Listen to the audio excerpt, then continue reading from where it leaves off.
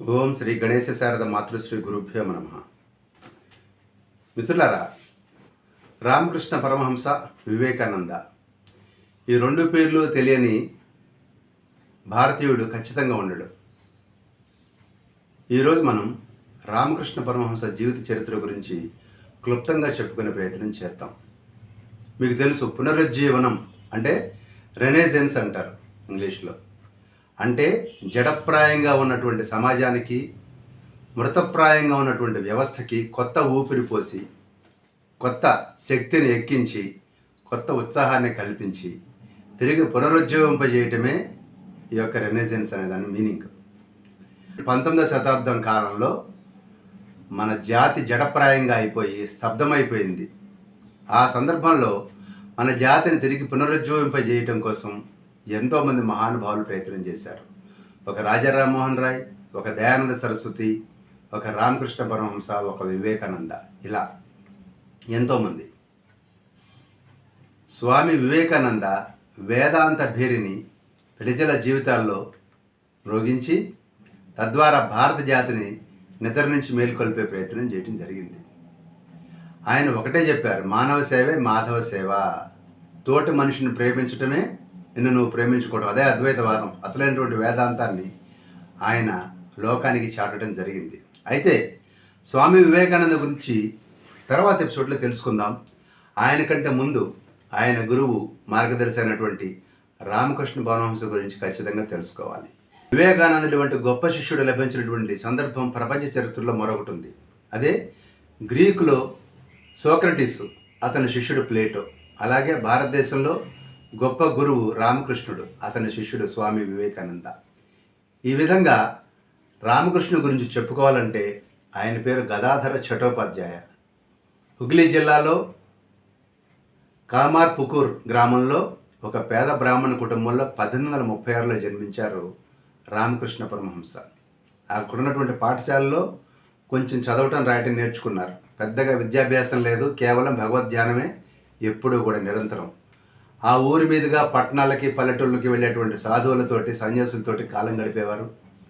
వాళ్ళు చెప్పేటువంటి పురాణ కథలు, భగవద్ కథలు వినటము, వాళ్ళు చేసేటువంటి భజనలు, కీర్తనలు నేర్చుకోవటం, ఈ విధంగా ఆయన నిత్యకృత్యంగా ఉండేది.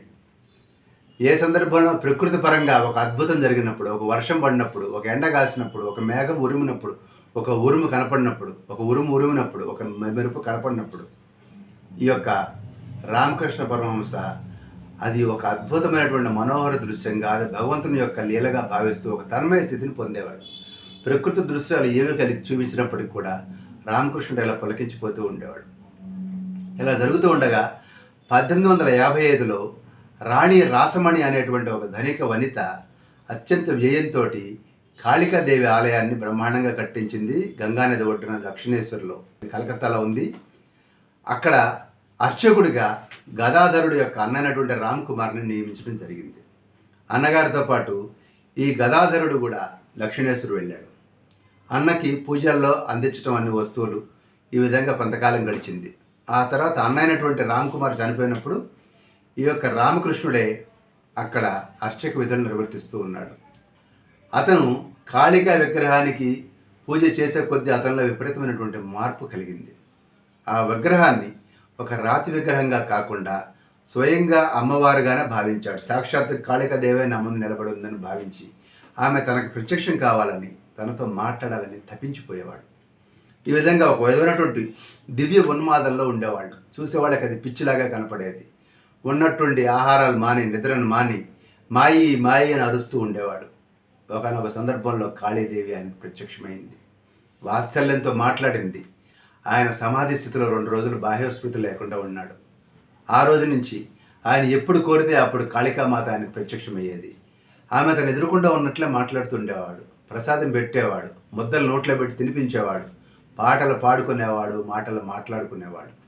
ఆ యొక్క దేవాలయం ఆవరణలో ఉన్నటువంటి ఉసిరి చెట్టు కింద ధ్యానంలో కూర్చునేవాడు. పిచ్చి ఎక్కిందని అందరూ భావించారు రామకృష్ణుడికి. పూజాది కార్యక్రమాలు కూడా సక్రమంగా నిర్వర్తించలేకపోయేవాడు. ఆరోగ్యం క్షీణించింది. దాంతో ఆయన స్థానంలో మరొక పూజారిని నియమించుకొని అతని స్వగ్రామానికి పంపించేశారు. అయితే రామకృష్ణుడు తన స్వగ్రామంలో కూడా అదే విధమైనటువంటి ప్రవర్తన కొనసాగించడం జరిగింది. అప్పటికి ఆయన వయసు 23 సంవత్సరాలు. అప్పుడు తల్లిదండ్రులు ఏం ఆలోచించారంటే, పెళ్లి కుదిరితే కానీ పిచ్చి కుదరదు, పిచ్చి కుదిరితే కానీ పెళ్లి కుదరదు, మన వాడికి పెళ్లి చేస్తే పిచ్చి కుదురుతుంది అని భావించి అతని ప్రయత్నాలు మొదలెట్టినప్పుడు ఈ యొక్క రామకృష్ణుడు చెప్పాడు, ఈ గదాధరుడు నాకు కాబోయేటువంటి బాలిక ఫలానా ఊళ్ళో ఫలానా వారింట్లో పెరుగుతోంది అని చెప్పడం జరిగింది. తీరా వెళ్ళి చెప్పినట్టుగా వెళ్ళి చూస్తే 5 ఏళ్ల బాలిక శారదామణి అక్కడ ఉంది. సరే, పెద్దలందరూ కలిసి నిర్ణయించుకొని ఆమెనిచ్చి రామకృష్ణుడికి వివాహం చేయడం జరిగింది. ఆ తర్వాత కొంతకాలానికి నిజంగానే పెళ్లి కుదిరితే కానీ పిచ్చి కుదరదన్నారు కదా, తిరిగి కొంత స్వస్థత చెంది దక్షిణేశ్వరికి వెళ్ళి తన యొక్క అర్చక విధుల్లో మునిగిపోయాడు రామకృష్ణ పరమహంస. ప్రపంచం పట్ల విపరీతమైనటువంటి వైరాగ్యం ఆయన్ని ఆవహించింది. ధన వ్యామోహాన్ని వదిలించుకోవటం కోసం ప్రతిరోజు గంగ ఒడ్డుకి వెళ్ళి ఒక చేత్తో మట్టి, ఒక చేతిలో నాణ్యాలు పట్టుకొని ఇది రెండు ఒకటే అని చెప్పిస్తూ వాటిని నీళ్ళలో పడేసేవాడు. కుల మత భావాలు లేవు అని నిరూపించడం కోసం అప్పట్లో ఉన్నటువంటి పంచముల ఇళ్లకు వెళ్ళి వాళ్ళ యొక్క పాయిఖానాలు ఎవరో చూడని సమయంలో ఒట్టి చేతులతో శుభ్రం చేసేవాడు. తన పొడివాటి జుట్టుతోటి ఆ బాత్రూమ్ నేలను కూడా క్లీన్ చేసేవాడు. ఈ విధంగా అతను సమభావనను, స్థితప్రజ్ఞతను సంపాదించాడు. స్త్రీని తాకినట్లయితే అతను ఒళ్ళంతా కాలిపోయినట్లుగా అయిపోయేది. దురాలోచన కలిగిన వాళ్ళని చూసినా తాకినా నరాలంతా చిట్లిపోతున్నట్లుగా భావించేవాడు. అన్ని మతాలు ఒక్కడే, దైవం ఒక్కటే, ఏ మతం వారు ఏ పేరుతో పూజించినా చివరికి చేరేది ఒక దేవుడినే అనేటువంటి భావంతో ఆయా మతాల యొక్క వ్యవహారాల ప్రకారం పూజలు చేసి, ధ్యానం చేసి, ఆరాధించి ఆయా రూపాల్లోనే వారి వారి దేవుళ్ళని ప్రత్యక్షం చేసుకోవాలి, తద్వారా అద్వైత భావాన్ని పొందాలి. ఇది ఆయన యొక్క ఆశయం. ఒకనొక సందర్భంలో కాషాయాంబరాలు ధరించినటువంటి ఒక భైరవి తాంత్రికురాలు ఆవిడ పడవ దాటి గంగానదిలో దక్షిణేశ్వర ఆలయానికి వచ్చింది. ఆవిడ సుమారుగా 35-40 ఏళ్ళు ఉంటాయి. ఆవిడ ఈ గదాధరుని చూడగానే ఇతడు అసాధారణ వ్యక్తి అని గ్రహించింది. అందరూ భావిస్తున్నట్లుగా ఆయన పిచ్చివాడు కాదు, దైవోన్మత్త స్థితిలో ఉన్నాడు అని చెప్పి అందరికీ చెప్పింది. ఇది మధుర భావం అనబడేటువంటి భక్తి లక్షణం అని కృష్ణ చైతన్యం కూడా ఇలాగే ఉండేవాడు, మన యొక్క చైతన్య మహాప్రభువు కూడా ఇలాగే ఉండేవాడు అని చెప్పి చెప్పడం జరిగింది. ఆవిడ ఈ యొక్క రామకృష్ణునికి తాంత్రిక సాధన నేర్పింది, వైష్ణవ తంత్రాన్ని ఉపదేశం చేసింది. ఆ తర్వాత ఒక జటాధారి అయినటువంటి మరో యోగి ఆయనకు గురువు అయ్యాడు. ఆయన బోధించిన మార్గంలోనే ఈ యొక్క గదాధరుడు సాధన చేయడం జరిగింది. శ్రీరాముడిని ప్రత్యక్షం చేసుకున్నాడు, తాను సాక్షాత్తు హనుమంతుడిగా అయ్యాడు. కృష్ణుడిని సాక్షాత్కారం చేసుకుని తాను రాధ అయ్యాడు. ఆనాటి నుంచి ఆయన రామకృష్ణుడు అయ్యాడు. ఒకనొక సందర్భంలో తోతాపూరి అనేటువంటి ఒక సాధువు అక్కడ ఆలయానికి వచ్చి రామకృష్ణుడిని చూడగానే ఇతడు మహాభక్తుడు, మహాత్ముడు అని గ్రహించాడు. అక్కడ చాలా నెలలపాటు ఆయన ఉన్నాడు. ఆయన అద్వైత వేదాంత అనమాట. ఆ సారాన్ని రామకృష్ణుడికి బోధించడంతో పాటు యోగ సాధన నేర్పాడు.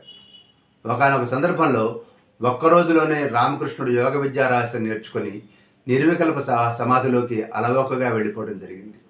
అలా 3 రోజుల పాటు సమాధిస్థితిలోనే ఉండిపోయాడు రామకృష్ణుడు. తాను 40 ఏళ్ల పాటు శ్రమించి సాధించలేకపోయినటువంటి నిర్వికల్ప సమాధిని రామకృష్ణుడు ఒక్క రోజులోనే సాధించగలిగినందుకు ఆ తోతాపూర్ అయినటువంటి సాధువు ఆశ్చర్యపోయాడు.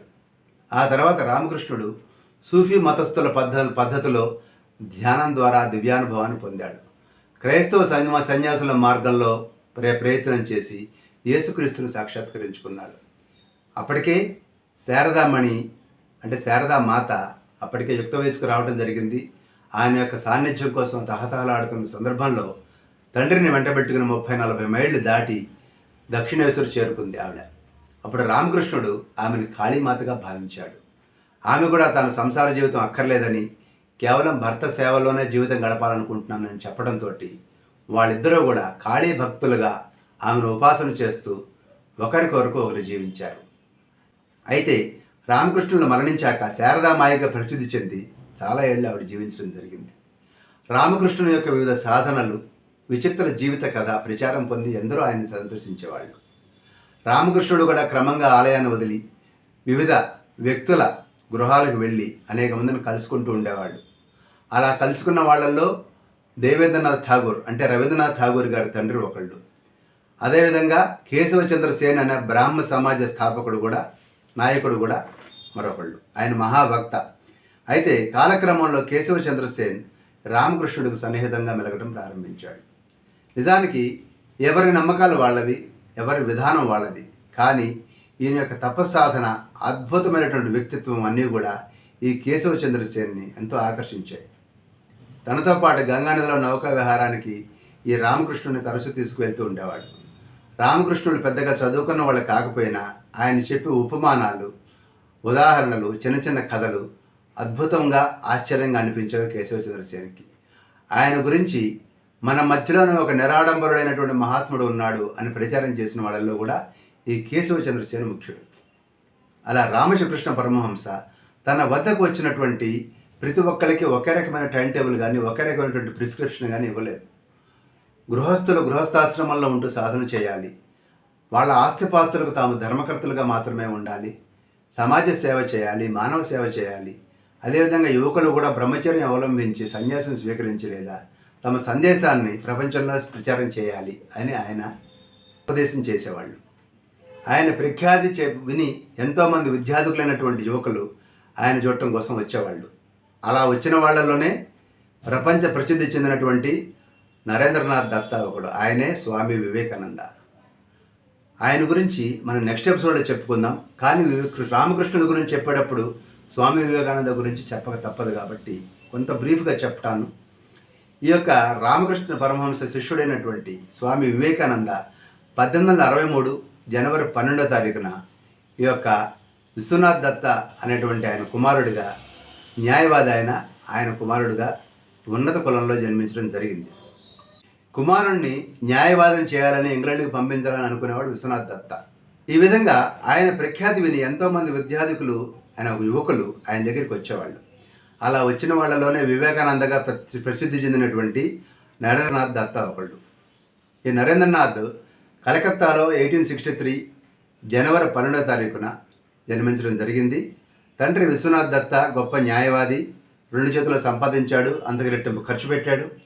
కుమారుడిని కూడా తనలాగానే న్యాయవాదిని చేయాలి ప్రొఫెషనల్గా అని అనుకున్నాడు. ఇంగ్లాండ్కి పంపించి చదివించాలని కూడా ఆయన అనుకున్నాడు. నరేంద్రుడు చిన్నతనంలోనే అల్లరి పిల్లాడిగా పేరు తెచ్చుకున్నాడు. అయితే ఎంత అల్లరి పిల్లాడో అంత కుశాగ్ర బుద్ధి, చదువులో ఎప్పుడు అగ్రశ్రేణిలో ఉండేవాడు, అన్నీ జ్ఞాపకం పెట్టుకునేవాడు. అటు ఆటల్లోనూ ఇటు చదువులోనూ ఆయనే నెంబర్ 1. ఈ విధంగా నరేంద్రుడికి మొదటి నుంచి ఉన్నటువంటి జిజ్ఞాస వలన, తత్వశాస్త్రం మీద అభిమానం వలన పాశ్చాత్య తత్వగ్రంథాలు అనేకం ఆయన చదవటం జరిగింది. ఈ సందర్భంలో ఒకవైపేమో మన ప్రాచీన సంస్కృతి మీద, మతం మీద, తత్వచింతన మీద అభిమానం, మరోపక్క పాశ్చాత్యుల హేతువాదం మీద అభిమానం. ఈ 2 పరస్పర విరుద్ధమైనటువంటి తత్వాల మధ్యలో ఆయన నలిగి మదనపడే సందర్భంలో బెంగాల్లో అప్పుడు బ్రహ్మ సమాజ ప్రభావం ఎక్కువగా ఉన్నప్పుడు కేశవచంద్రసేన్ యొక్క ఉపన్యాసాలు ఆయన వింటూ ఉండేవాడు. ఆయన ఆకర్షణకు లోనే కొన్నాళ్ల పాటు అక్కడ మెంబర్గా కొనసాగడం జరిగింది. కాలక్రమంలో అనేక అనుమానాలు, సందేహాలు. మీరు దేవుణ్ణి చూసారా, అసలు దేవుడు ఉన్నాడా అని వాళ్ళని వెళ్ళని అడిగేవాడు. ఒకసారి రవీంద్రనాథ్ ఠాగూర్ తండ్రి అయినటువంటి దేవేంద్రనాథ్ ఠాగూర్ని కూడా ఈ ప్రశ్న అడిగినప్పుడు దేవుడు ఉన్నాడు కానీ నేను చూడలేదు అన్నాడు. నరేంద్రుడికి తృప్తి కలగలేదు. అప్పుడు రామకృష్ణ పరమహంస గురించి ఆయన విన్నాడు. అప్పుడు దక్షిణేశ్వరికి వెళ్ళి తీరిగ్గా కలుసుకున్నాడు స్వామి వివేకానంద అలియాస్ నరేంద్రనాథ్ దత్త. నీకోసం ఎన్నాళ్ళ నుంచి ఎదురు చూస్తున్నాను నరేన్, ఎంత ఆలస్యంగా వచ్చావు బాబు అన్నాడు రామకృష్ణ. మీరు దేవుణ్ణి చూసారా నరేంద్రనాథ్ అడిగాడు. చూశాను. నిన్ను చూస్తున్నంత స్పష్టంగా, ఇంకా ఎక్కువ స్పష్టంగా దేవుణ్ణి చూశానని రామకృష్ణ పరమహంస సమాధానం ఇచ్చాడు. అప్పటి వరకు ఎవరినైనా దేవుణ్ణి చూశారా అంటే చూడలేదని, ఉన్నాడని చెప్పారు. కానీ నేను చూశానని చెప్పిన వాడు రామకృష్ణ పరమహంస ఒక్కడే. అది నరేంద్రనాథ్ దత్తాకి ఆశ్చర్యం కలిగించింది. అప్పుడు రామకృష్ణుడు నరేంద్రుడిని తన పక్కనే కూర్చోబెట్టుకొని తన కుడి పాదాన్ని ఆయనకు తాకించాడు. అంతే, దాదాపు నరేంద్రుడికి స్పృహ కోల్పోయాడు. స్పృహ పోయింది. అంతటి దృఢ మనస్సు కలిగినటువంటి వాడు, దృఢకాయుడు, ఎలాంటి మూఢ విశ్వాసాలు దరికి రానివ్వనటువంటి నరేంద్రుడు కళ్ళు తెరుచుకునే ఉన్నాయి. కానీ గది గోడలు, గదిలో వస్తువులు గుర్రం తిరుగుతూ మాయమైపోతున్నాయి. ప్రపంచమంతా ఏదో శూన్యంలోకి వెళ్ళిపోతున్నట్లుగా ఒక భావన. ఏం చేస్తున్నారు, నాకు ఇంటి వద్ద నా తల్లిదండ్రులు ఉన్నారు, పెద్దగా అరిచాడు నరేంద్రనాథ్. అప్పుడు రామకృష్ణుడు నవ్వుతూ ఇది చాలు ఇప్పటికి అన్నాడు. అప్పటి నుంచి చాలా జాగ్రత్త పడాలి, ఈయన ఏదో మాయ చేస్తున్నాడు అనుకున్నాడు స్వామి వివేకానంద, అదే మన నరేంద్రనాథ్ దత్త. ఆ తర్వాత నరేంద్రుడి యొక్క తండ్రి మరణించడంతో కుటుంబం అప్పుల పాలవటం, ఇల్లు గడవటం కష్టం కావడంతో ఉద్యోగం కోసం ప్రయత్నం చేస్తూ ఉన్నాడు. నిరాశ నిస్పృహలు ఆయన్ని ఆవరించడం జరిగింది. ఒకసారి రామకృష్ణుని అడిగాడు, నాకు నిర్వికల్ప సమాధిలోకి పోయి అలాగే ఉండిపోవాలని ఉంది అని.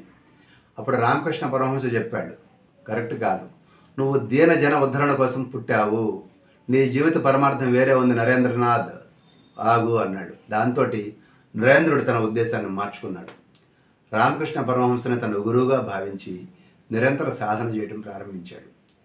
రామకృష్ణ పరమహంసకి అవసానం సమీపించింది. 1885లో భయంకరమైనటువంటి గొంతు క్యాన్సర్ వ్యాధి రావడం జరిగింది ఆయనకి. ఎంతో మంది చికిత్సలు చేయించినప్పటికి కూడా అది ముదిరిపోవడం జరిగింది.